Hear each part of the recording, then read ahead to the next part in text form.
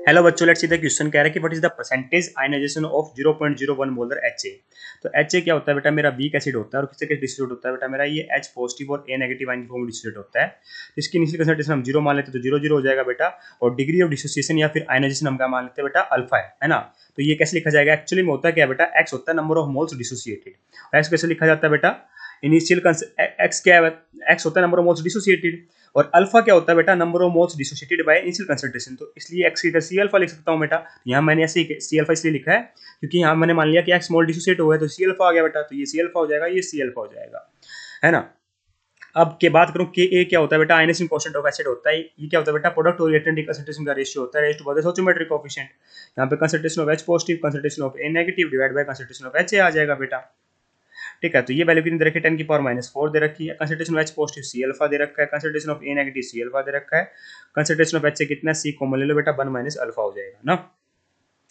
पर बेटा यहाँ पे आप क्या नहीं कर सकते, नेगलेक्ट नहीं कर सकते। जनरली हम क्या करते हैं, 1 माइनस अल्फा को 1 लिख देते हैं।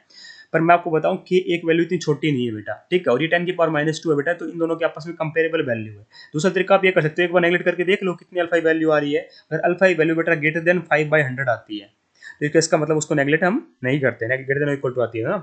ठीक है, इस केस में मैं आपको बता दूं बेटा, इन दोनों की वैल्यू आपस में कंपेरेबल है, 10 की पावर -4 और 10 की पावर -2, तो इसको हम उन्हें क्या नहीं करेंगे बेटा, नेगलेक्ट नहीं करेंगे, तो अल्फा यहाँ से निकाल लेंगे। कैसे निकालेंगे, 10 की पावर -2 हो गया बेटा, किसी एक सी से सी काट दो बेटा, तो ये ऊपर आ जाएगा बेटा मेरा C alpha square divide by 1 minus alpha.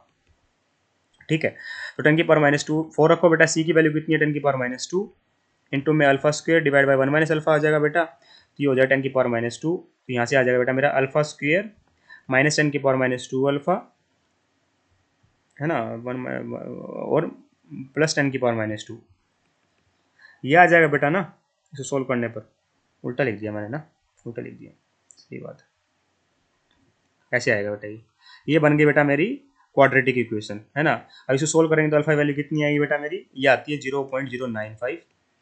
ठीक है, और अब परसेंटेज अल्फा के लिए हम क्या करेंगे बेटा, 9.5% हो जाएगा। Hence option number A is 1 is perfectly correct here. I hope you understand the answer. Thank you so much.